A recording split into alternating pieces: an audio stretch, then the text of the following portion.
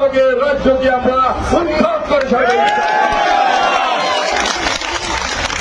এই স্বরাষ্ট্রমন্ত্রী এবং তার পুত্র তার সন্ত্রাসীরা এই ঢাকা 12 আসনে একটি চাঁদাবাজের রাজ্য করে তুলেছিলেন। আমরা পরিষ্কার ভাষায় বলতে চাই, আমাদের পার্টির চেয়ারম্যান তারেক রহমান পরিষ্কার ভাষায় বলেছেন, চাঁদাবাজদের ঠাঁই কখনো বিএনপিতে হতে পারে না। চাঁদাবাজদের কোন রাজনৈতিক পরিচয় হতে পারে না। পরিচয় একটাই, চাঁদাবাজ। কোন পরিচয় নেই। এই চাঁদাবাজদের আল্লাহ পাক যদি বিএনপিকে ক্ষমতায় আসার সুযোগ দেয় এবং জনগণের সেবা করার সুযোগ দেয়, এই 12 আসন থেকে সমস্ত চাঁদাবাজদের আমরা বিজেত করবই করবো ইনশাআল্লাহ। আমি একটা কথা পরিষ্কার ভাষায় বলতে চাই, কেউ যদি বিএনপির নামে এবং আমার নামে এই এলাকায় ঢাকা 12 আসনে চাঁদাবাজি করতে চায়, তাহলে ফসলের কাছে আহ্বান থাকবে, সবার আগে তাদেরকে গ্রেপ্তার করতে হবে। এবং এই চাঁদাবাজের ঠাঁই কখনো বিএনপিতে হতে পারে না। আমি বিশেষ করে এই সেবাবাদের নামে ফুলের ফসলের কাছে আহ্বান থাকবে, এই রাজাবাজার এলাকায় ভাবন ব্যবসা করছে, চাঁদাবাজি করছে, যারাই করে তাদেরকে গ্রেপ্তার করবে। যদি কোনো বিএনপি নেতাকর্মীরা ভাবনের ব্যবসা করে, চাঁদাবাজি করে, তাহলে সবার আগে ওই বিএনপি নেতাদেরকে গ্রেপ্তার করতে হবে।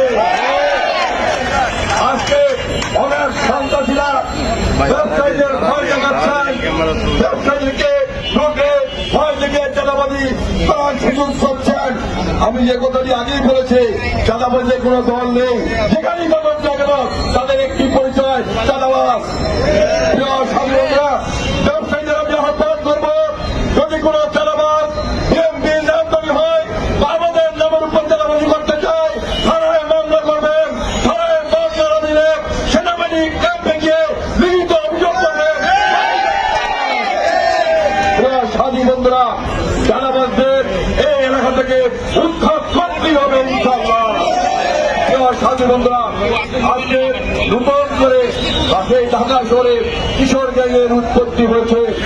আমি পরিষ্কার ভাষায় বলতে চাই, এই ঢাকা শহরে এবং ঢাকা 12 আসনে আমরা আল্লাহ পাক যদি বিএনপিকে ক্ষমতা আসার সুযোগ দেয়, আল্লাহ পাক যদি এই 12 আসনে আমাকে কবুল করায়, আমি বলতে পারি কিশোর গ্যাংয়ের চিহ্ন এই ঢাকা 12তে আমরা রাখবো না ইনশাআল্লাহ। আমাদের দলের প্রতিষ্ঠাতা শহীদ রাষ্ট্রপতি জিয়াউর রহমান এই বাংলাদেশে জনগণের রাজনীতি করেছিলেন, জনগণের উন্নয়নের জন্য কাজ করেছেন। আমাদের নেত্রী বেগম খালেদা জিয়া এই বাংলাদেশে জনগণের রাজনীতি করেছেন, জনগণের উন্নতির জন্য কাজ করেছেন। আমাদের নেতা তারেক রহমান যখন দেখেছিলেন ঘুরে ঘুরে সারা বাংলাদেশে জনগণের উন্নয়নের জন্য কাজ করেছেন, দেশের উন্নয়নের জন্য কাজ করেছেন। আমরা বলতে চাই, আমাদের নেতা তারেক রহমান পরিষ্কার ভাষায় বলেছেন, জনগণের পাশে থাকতে হবে, জনগণের পাশে থেকে জনগণের সেবা করতে হবে। কোন রাজনৈতিক দলের সাথে না থাকে, সেই রাজনৈতিক দলের কোন মূল্য নেই।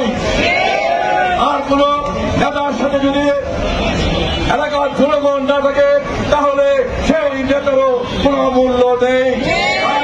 বিএনপি